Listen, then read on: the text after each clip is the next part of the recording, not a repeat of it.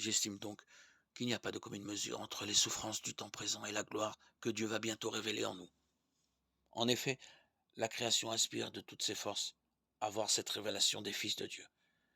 Car la création a été livrée au pouvoir du néant, non parce qu'elle l'a voulu, mais à cause de celui qui l'a livrée à ce pouvoir. Pourtant, elle a gardé l'espérance d'être, elle aussi, libérée de l'esclavage, de la dégradation inévitable pour connaître la liberté et la gloire des enfants de Dieu. Nous le savons bien. La création tout entière crie sa souffrance. Elle passe par les douleurs d'un enfantement qui dure encore. Elle n'est pas seule. Nous aussi, nous crions en nous-mêmes notre souffrance. Nous avons commencé par recevoir le Saint-Esprit, mais nous attendons notre adoption et la délivrance de notre corps.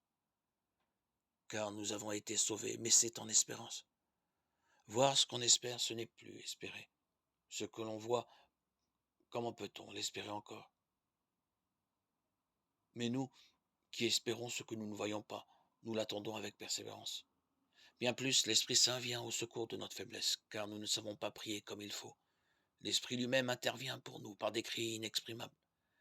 Et Dieu, qui voit le fond des cœurs, connaît les intentions de l'Esprit. Il sait qu'en intervenant pour les fidèles, l'Esprit veut ce que Dieu veut.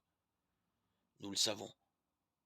Quand les hommes aiment Dieu, lui-même fait tout contribuer à leur bien, puisqu'ils sont appelés selon le dessein de son amour.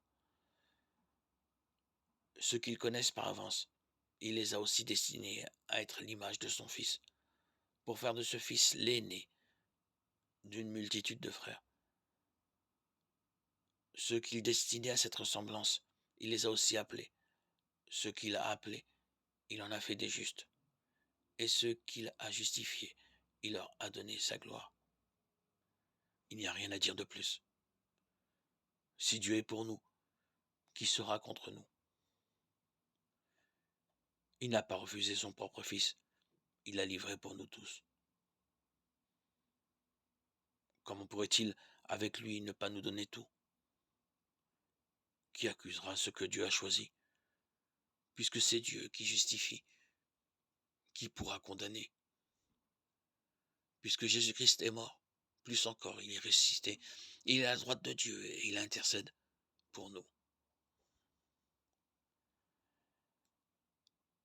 Romains 8, 18, 34.